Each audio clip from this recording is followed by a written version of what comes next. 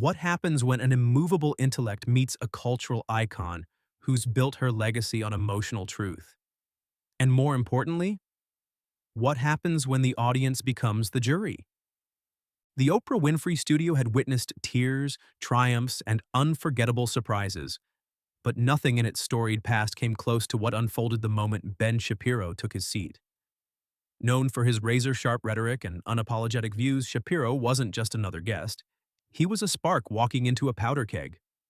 The lights burned bright, the audience leaned forward in anticipation, and producers exchanged glances. They could feel it. Something was off. Outside, fans gathered in blissful ignorance, expecting a thoughtful interview. What they got instead was a live-wire collision that would redefine the limits of talk show television. Oprah's team had teased the episode as a conversation about culture, compassion, and conflict. Viewers expected emotion, insight, maybe even redemption. What they got instead was a public intellectual known for his unapologetic firebrand rhetoric stepping into the lion's den. Dressed in a tailored dark blazer, Ben entered the studio with his usual confidence, nodding politely but offering no smile. Oprah, radiant and composed, greeted him with grace. But behind her smile was calculation, and behind his calm was confrontation. It began innocently enough. A few softballs about his background, his upbringing, his new book. The audience chuckled, applauded, followed the rhythm. But then Oprah paused, leaned forward, and asked one question that shattered the tone entirely. Do you believe empathy has a place in your worldview? Ben blinked, tilted his head, and smiled. Not with warmth, but with precision. I believe facts matter more than feelings, Oprah, he replied. And just like that, the fuse was lit. The studio audience had no idea they were about to witness a confrontation that would ripple through social media, politics, and entertainment headlines. As Ben adjusted his microphone and crossed one leg over the other, Oprah's eyes scanned his posture. Calm, composed, ready for battle. She had hosted presidents, pop stars, and preachers, but Shapiro wasn't like any guest she'd had before, and both of them knew it. From the wings, Oprah's longtime producer Gail gave a subtle nod to the crew. Cameras rolled. The applause faded. Oprah launched into a line of questioning that would test not just Ben's arguments, but the boundaries of daytime television decorum. You've said identity politics is corrosive, she began, her voice velvet but firm. Do you think someone's lived experience should be dismissed because it's not backed by data? It was a trap, but one Shapiro spotted instantly. Subjective experience matters, Ben replied, but policy shouldn't be built on anecdote. It should be built on reality. The audience gave a smattering of polite claps, unsure if they were supposed to agree. Oprah leaned back, nodding slowly. But whose reality, Ben? She asked. Yours? The room stiffened. A low murmur from the crowd rose like the swell of a distant wave. Shapiro didn't flinch. Reality isn't a democracy, he fired back. It exists whether we vote for it or not. It was sharp, calculated, and cold. For the first time, Oprah's smile cracked, and in that crack, the conflict widened. In the control room, Oprah's producers exchanged glances. They'd wanted friction, not fire. What was supposed to be a provocative but respectful exchange was veering off course fast. The studio lights cast a sterile glow across the stage, but the emotional temperature was rising with every word. Oprah folded her hands in her lap, her expression serene but her jaw slightly tense. She was calculating her next move. And Ben could feel it. The audience, once jovial, was now frozen in place. No laughter, no claps, just the quiet intensity of a room holding its breath. Shapiro, sensing the shift, leaned forward slightly. If we're going to have this conversation, he said, we need to separate truth from narrative. Too often, those two things are confused. Oprah's response was deliberate. And who gets to define what truth is? You? Her voice was still warm, but her tone had sharpened. The first real blade of the night. Ben didn't hesitate. Truth doesn't need a spokesperson, he replied. It needs recognition, whether you're ready to face it or not. The words hit like a gavel. A few gasps flickered through the audience. Oprah uncrossed her legs, sat upright. The set had become a courtroom, and the trial wasn't going in anyone's favor. Behind the cameras, a floor assistant whispered into her headset, "He's not backing down." "Should we pull the next segment?" The producer's reply was instant and grim. "No, let it burn." 10 minutes in, the tension had metastasized into something deeper, a cold war of philosophies playing out under hot studio lights. On the surface, both remained civil. No shouting, no slurs. Just pointed words exchanged like weapons between trained duelists. Oprah's tone grew more maternal, more commanding. "Ben, when you dismiss lived experience, you risk erasing the very people you're trying to debate." Her voice had weight, the kind that had built an empire. Ben folded his hands, calm and ready. "I don't dismiss experience. I dismiss policy based on it. There's a difference, one you seem unwilling to acknowledge." A few audience members hissed. Others leaned in, captivated. This wasn't just a clash of opinions, it was a collision of moral codes, and everyone could feel it. Behind Ben's restraint was a razor. Behind Oprah's warmth was a wall. Still they danced. Politeness became its own kind of armor. But both knew it couldn't hold forever. Oprah moved to a card, skipping the teleprompter. "You've also said that gender is a binary, and that biology trumps identity. Do you realize how damaging that is to people watching right now?" The question was heavy, the kind meant to pierce. Ben didn't flinch. "Reality isn't damaging, denial is." He spoke it quietly, and that made it louder. The crowd reacted with a mixture of applause and groans. This wasn't a conversation anymore, it was a live wire, and someone was about to grab it. The moment Oprah uttered the word gender, the temperature in the room shifted. What had been philosophical quickly became personal. "Ben," she began with the calm cadence of a seasoned interviewer steering into turbulent water, "you've made comments that many see as hostile to the transgender community. Do you stand by those statements?" A few audience members audibly inhaled. The question wasn't a request for clarity, it was a dare. Ben adjusted slightly in his chair, voice measured. "I stand by my belief that sex is biological, and no amount of social pressure changes chromosomes. That's not hate, that's science." The applause was muted. The discomfort wasn't. Oprah leaned in. "But when science is used to strip someone of their identity, is that really truth? Or just weaponized certainty?" Her eyes didn't blink. Ben blinked twice. A crew member backstage mouthed the words, "Cut to commercial." But the producer shook his head. This was the clip they came for. The camera zoomed in as Ben responded. "Telling the truth isn't violence, Oprah. Denying truth to preserve feelings, that's where real harm begins." The audience cracked into murmurs. No one clapped this time. Even the applause sign operator hesitated. On stage, Oprah's lips curled into a smile, but her eyes remained fixed, watchful. The crowd didn't know it yet, but the politeness had just ended, and the firestorm was only beginning. Oprah's next move came swift and sharp. "Ben, do you understand that for some people your words translate into fear? Into erasure?" Her voice dropped, heavy with gravity. The crowd responded with a collective stillness, sensing that the gloves were off. There was no more room for banter, only bare truth or brutal fallout. Ben's jaw tensed slightly, but his delivery didn't waver. "I understand that disagreement is often mistaken for hate," he said, "but fear of disagreement doesn't invalidate the argument. If facts make people uncomfortable, the solution isn't censorship. It's courage." The words landed hard. A smattering of applause broke out, quickly drowned by a wave of quiet disapproval. Oprah didn't blink. "But what you call courage, others experience as cruelty," she said softly, like a final verdict. For the first time, Ben shifted in his chair. Not a flinch, but a recalibration. "We're not having a conversation about hate," he replied. "We're having a conversation about reality. And if reality offends, then the conversation isn't the problem. Our fragility is."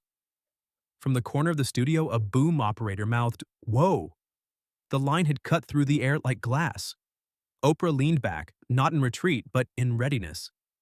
What happened next would define not just the segment, but the limits of free speech in daytime television. The atmosphere inside the studio had thickened, a mixture of intellectual tension and emotional unease. Audience members looked around, gauging reactions, unsure whether to cheer or recoil. Ben's words were articulate, his logic sharp, but something about his delivery stirred discomfort. Was it brilliance? Or was it something colder? The kind of detachment that prioritizes argument over empathy? Oprah noticed it too. She had spent decades reading rooms, and this room was splintering.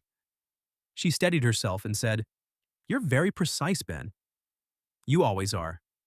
But do you ever wonder if precision without compassion becomes cruelty?" The question silenced even the crew. Ben smiled faintly, then responded, "Compassion must be grounded in reality, or it becomes enablement. And enablement isn't kindness, it's indulgence." He paused, letting the words settle like ash. Murmurs spread through the seats. Oprah's fans, loyal and protective, were growing restless. The crowd, which once leaned in with curiosity, now leaned back with suspicion. Oprah looked at the teleprompter, then pushed it aside. "So, when you say a child who identifies as trans is simply confused," she asked, "do you consider the damage those words inflict on families watching?" Ben nodded slowly. "Truth doesn't become false because it hurts," he answered, "and lies don't become virtuous because they comfort." The crowd gasped. This wasn't a disagreement anymore. It was a cultural rift, unfolding live before a national audience. It wasn't one sentence that turned the audience, it was the accumulation of them. One after another, Ben delivered his points with surgical clarity, but with no hint of emotional cushioning. The final fracture came when he said, "Children deserve protection, not affirmation of delusion. That's not parenting. That's surrender." The silence that followed was louder than any outburst. A woman in the second row audibly whispered, "He did not just say that." Heads turned, energy shifted. Oprah's face remained composed, but her eyes locked onto Ben with renewed intent. "So, let me be clear," she said, voice low but resonant. "You believe a trans child should be corrected, not accepted?" Ben answered without hesitation. "They should be guided toward reality. We don't let children drive, vote, or drink. But we let them make permanent medical decisions based on feelings? That's not progress. That's child endangerment." And with that, it happened. The audience turned. A chorus of low boos began to spread, followed by gasps and sharp mutters. Oprah didn't stop it. She let the room breathe, let the tension live in the air. Ben sat still, arms crossed now, his posture defiant. To some, he was principled. To others, brutal. The divide was no longer philosophical, it was visceral. The Oprah audience, once a sea of warmth, had become a tribunal. And for the first time that night, the temperature in the studio went cold. Backstage, chaos was quietly erupting. Oprah's executive producer stood frozen, headset crackling with contradictory instructions from the control booth. "Do we pull the segment?" one voice asked. "No," another snapped. "Let it run. We've never had numbers like this in real time." Ratings were spiking, but so was the risk. The Oprah brand wasn't built on confrontation. It was built on connection. And Ben Shapiro was unraveling that foundation, word by word. Gayle King, watching from the monitor bay, muttered under her breath, "He's not backing off. This is going to go nuclear." A stage manager leaned in and whispered, "We've got parents in the audience crying. Should we reposition camera 3? The producer didn't answer. Her eyes were locked on the live feed. Oprah poised, Ben resolute, and a crowd teetering on the edge of revolt. This wasn't television anymore, it was a reckoning. One assistant, pale and tense, scribbled furiously on a notepad. "Edit timestamp 24:18. Possible cut for streaming version." Another, checking Twitter, raised his phone to show trending hashtags. Number Oprah vs. Shapiro, number talk show takedown, number he said what. The fallout had already begun before the taping ended. On stage, Oprah's voice sliced back through the monitors. "Ben, this is a show where people come to be seen, not dissected." But backstage, everyone knew. This episode wasn't just being seen. It was being burned into the cultural memory in real time. Oprah leaned forward, elbows on knees, voice low but charged. "Ben, you've built a brand on the phrase, 'Facts don't care about your feelings.' But don't you think people care more when those facts are delivered with empathy?" Her words hung in the air like a challenge, not to his intellect, but to his humanity. Ben inhaled slowly, then answered with surgical precision. Feelings don't change the facts. And empathy without boundaries becomes emotional blackmail. The audience winced. A woman near the front shook her head, visibly unsettled. Another man crossed his arms, nodding slowly. This wasn't a moment anymore. It was a line being drawn in real time, live, on the most watched stage in America. Oprah, refusing to flinch, delivered the quiet retort that struck deeper than any applause line. And yet facts without heart build walls instead of bridges. That line would be clipped, shared, debated, dissected for days to come. The tension that followed wasn't explosive, it was eerily still. The kind of silence that happens right before something breaks. Ben sat with perfect posture, jaw locked, eyes unblinking. Oprah sat like a judge, her verdict unspoken but unmistakable. In that moment, two forces faced off: intellect without apology and empathy without compromise. And the world was watching, not just for who would win, but to see if this kind of conversation could even survive in a world so divided. A red light blinked above camera 2. Cut to commercial in 5, a voice whispered in the control room. But on stage, the heat didn't ease. Oprah leaned back, her hand resting against her cheek, visibly processing. Ben didn't move. His stillness had become its own kind of resistance, unmoved by audience groans, unmoved by emotional appeals. And that was the problem, or the point, depending on who you asked. The moment the cameras cut, crew members rushed the stage. A production assistant offered water to Ben. He waved it off. Oprah took a long, silent sip from her mug. The silence wasn't a break. It was an intermission between battles. The audience murmured, people rising to stretch, others scrolling through their phones, eyes wide at what they'd just witnessed. Phones buzzed, hashtags multiplied. Even during the break, the story was already galloping across the internet. Backstage, a producer tried to whisper something in Oprah's ear. She waved them off. Her eyes stayed on Ben.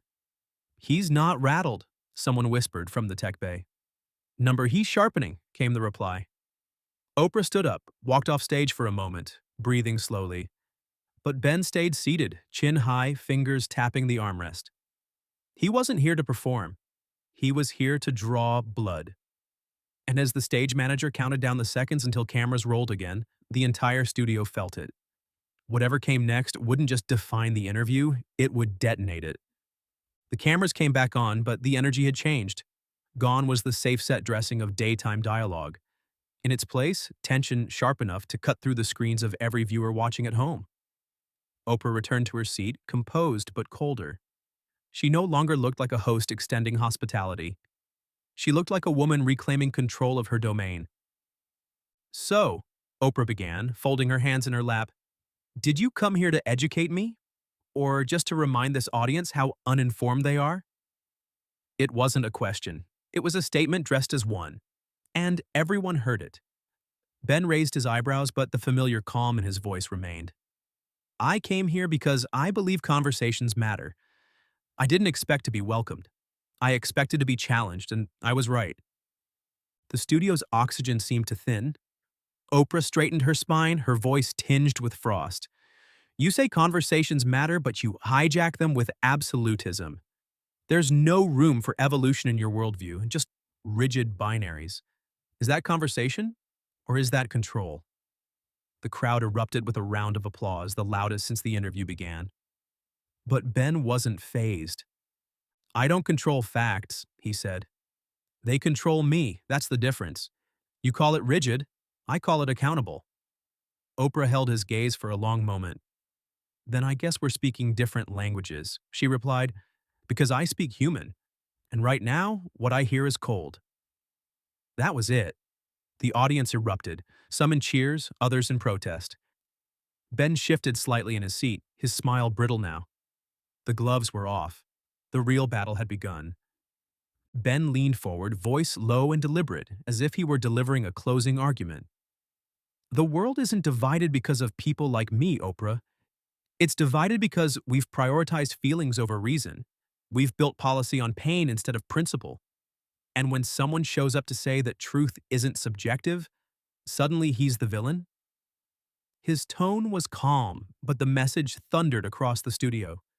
The room split again. Some members of the audience clapped, the kind of applause that begins with defiance. Others stayed silent, their faces hardening. Oprah didn't speak.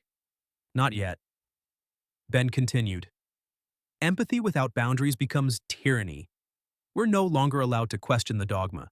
We're told to submit, to affirm, to silence ourselves for the sake of someone else's truth. But I'm here to say, truth doesn't have versions. It has weight. The audience didn't know how to respond. Yeah, and maybe that was the point. Some people rose to their feet in a standing ovation. Others crossed their arms, visibly disgusted. One young woman in the back shouted, "You're not brave. You're just cruel." Oprah's head turned slightly, her eyes scanning the crowd, watching her kingdom fracture in real time. Ben leaned back, the faintest trace of exhaustion creeping into his features. Or was it satisfaction? Oprah finally spoke, and her voice dropped an octave. That sounded less like a conversation and more like a sermon. Ben didn't flinch. If sermons are the last place truth is allowed to exist, then maybe we should listen more closely. The crowd roared again, but this time it wasn't applause. It was chaos, and the stage was no longer safe. The audience was unraveling row by row. Cheers clashed with jeers, and every camera captured a different kind of face. Outrage, admiration, confusion. The Oprah Winfrey Show had never hosted a moment like this. And Oprah, sitting still in her chair, absorbing the fury and fragmentation around her, suddenly leaned forward and delivered a line that would shift the entire gravity of the interview. "You talk a lot about truth, Ben," she said, her voice low, deliberate, "but what you're really selling is control dressed up as courage. And I've seen that before. I've lived through it. Men with microphones telling women what's real." The room went silent. It wasn't a counterpoint. It was a scalpel. Even Ben paused. He started to speak but stopped. For once, his rhythm faltered. Oprah didn't give him space to regroup. "You think you're being brave because you refuse to adapt, but bravery isn't resistance. It's evolution. It's sitting with someone who makes you uncomfortable and listening long enough to realize you're not the only one who has a grip on the truth." The crowd exploded, this time in unified, thunderous applause. Even crew members off camera exchanged glances. Something had landed. Something irreversible. Ben's face remained composed, but the intensity in his eyes shifted. A glint of calculation now battling something far more unfamiliar. Doubt? Oprah hadn't shouted, hadn't scolded. She had simply named the dynamic. And once it had a name, it couldn't be ignored. The power in the room had shifted, and Ben knew it. Ben adjusted his blazer, a small movement that betrayed a larger tension building beneath the surface. Oprah had shifted the momentum with a scalpel, not a sledgehammer, and the audience felt it. But if anyone thought Shapiro was about to back down, they underestimated him. He leaned in, words clipped and crystalline. "You call it control. I call it standards. You call it rigidity. I call it consistency. If that unnerves you, maybe the problem isn't me." The audience stirred again, louder now, more divided. One man shouted, "Let her speak," while another yelled back, "Let him finish." It was no longer a talk show. It was a live referendum on discourse itself. Oprah raised a hand not to silence the crowd, but to claim back the floor. "What unnerves me," she said, "is someone using intellect to hide from impact. You say you're not responsible for how people feel, but when you step onto the stage, you are." Ben's jaw clenched. "So I'm responsible for everyone's emotions now? That's not a conversation, Oprah. That's emotional hostage-taking." The tension snapped. Oprah rose from her seat. Not dramatically, not performatively, but with a quiet command that hushed even the loudest hecklers. "This space," she said, "isn't here to amplify one man's dogma. It's here to invite truth from all sides. And if you can't meet people halfway, maybe you're not here for conversation at all." The silence that followed was thick, trembling. Ben didn't speak. He simply reached for the mic clipped to his lapel and began to unhook it. As Ben reached for his mic, the camera angle stayed wide. Deliberately. Producers in the control booth debated whether to cut to commercial again or let it play out raw. They chose raw, but not everything made it to air. What the cameras didn't show, what happened just beyond the broadcast frame, was a flurry of frantic decisions, whispered commands, and a security team on standby just off stage. Backstage, Oprah's team was in motion. A senior producer, eyes fixed on the live feed, barked instructions into her headset. Get the sponsor spot ready. This may be our last segment. Another assistant watched social media metrics spike in real time. Shapiro Storm, RG Oprah Unfiltered, and our live meltdown were all trending. Phones were blowing up. Industry insiders were texting, "Is this real? Did he just quit mid-show? Is she throwing him off?" But Ben hadn't left yet. Oprah, still standing, didn't tell him to go. She didn't have to. Her silence said more than any escort. As Ben pulled off the mic and placed it gently on the side table, he turned toward the audience, not Oprah. "You wanted truth," he said. "You got it." His voice was quieter now, not broken, but fatigued. He nodded once, then stepped off the stage. Not a storm out, not a collapse, just an exit. What happened next wasn't broadcast. Oprah sat back down, closed her eyes for a moment, and then turned to the audience. "We're not ending this show in silence," she said. "We're ending it with perspective." The crowd, still processing the rupture they had just witnessed, slowly began to applaud. It wasn't triumph. It was something heavier. Release. The episode hadn't even finished airing before clips were flooding every platform. The moment Oprah stood. The line about control dressed up as courage. Ben unhooking his mic. Twitter became a war zone. Instagram Reels looped his final words. TikTok spun the confrontation into edits, memes, think pieces, and rants. It was no longer just a talk show moment. It was a cultural schism playing out in real time. On one side, supporters of Ben, applauding his refusal to yield. They called him brave, principled, a truth teller in hostile territory. Ben held the line, trended for hours. Commentators praised his composure. He was invited into a lion's den and didn't blink, one viral post read. Right-leaning outlets called it proof that civil discourse was dead.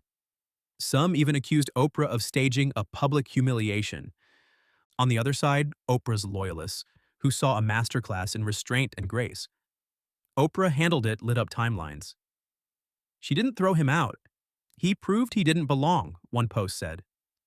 Clips of her line, "Bravery isn't resistance, it's evolution," were reposted by activists, writers, educators, even celebrities joined in. "This is why she's still the queen," one actress wrote. She dismantled him without raising her voice. Media analysts weighed in that evening. Headlines splashed across every outlet. Shapiro storms off set. Oprah versus the outspoken. Talk TV's tipping point. Everyone had a take. But beneath the noise, a deeper question lingered. Was this about politics or power? About facts or the tone in which they're delivered? About truth? Or who gets to define it? And no one could agree on the answer. By the following morning, the episode had been watched, clipped, dissected, and downloaded millions of times. Newsrooms scrambled to cover it. Op-eds poured in. Panel shows replayed the exchange like it was a political debate. But beneath the frenzy, something deeper had taken hold. A reckoning not just for Shapiro and Oprah, but for the entire idea of televised discourse. For Ben, the fallout was double-edged. His supporters heralded him as a martyr of free speech, a man unafraid to speak in enemy territory. His detractors called it calculated provocation, designed not to enlighten, but to incite. Book sales spiked. So did speaking invitations. But so did scrutiny. Questions about intent, delivery, and the cost of ideological armor. The man who left Oprah's stage did so with his brand intact. And bruised. For Oprah, the confrontation marked something rare, a fracture in her legacy of empathy-first conversation. But it didn't weaken her. It redefined her. Critics praised her refusal to explode, her insistence on staying grounded. She had not won the debate. She had absorbed the storm. And in doing so, she reminded millions that grace under fire still carries weight. Her final statement, aired post-edit, sealed the moment. We don't silence ideas, but we don't surrender dignity to host them either. So, what do you think? Was Ben Shapiro justified in standing his ground, or did Oprah expose the cost of unbending certainty? Drop your thoughts in the comments below, hit that subscribe button, and tell us who you want covered next. Because if this clash proved anything, it's that talk shows aren't just entertainment anymore. They're battlegrounds.